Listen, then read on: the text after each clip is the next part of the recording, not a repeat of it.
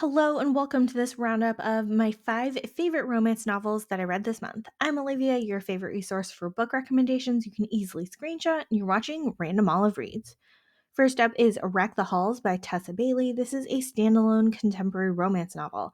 Melody and Beat are the offspring of a legendary rock duo who broke up for unknown reasons 30 years ago. They're approached by a television network to team up and get their mothers back together.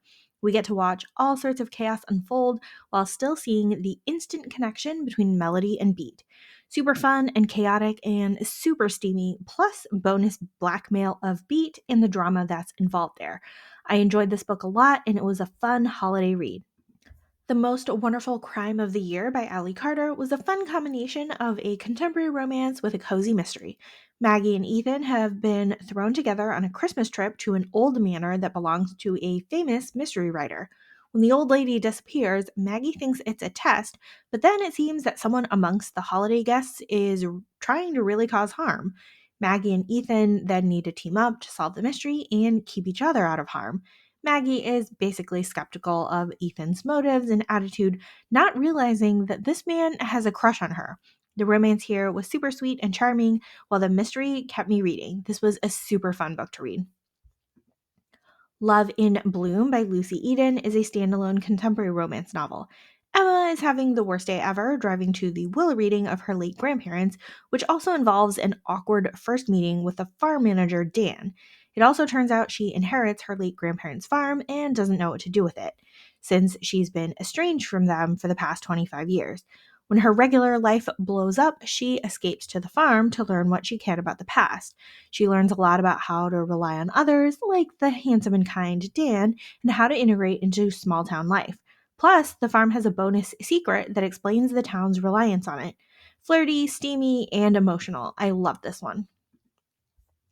The Duke and the Lady in Red by Lorraine Heath is a historical romance and book 3 of the Scandalous Gentleman of St. James series. Rose is a swindler who sets her sights on the elusive Duke of Avondale. He is so distracted by his desire for her that he almost falls for it, but then he catches her trying to leave town with his money and insists that she stay with him at his house for a week.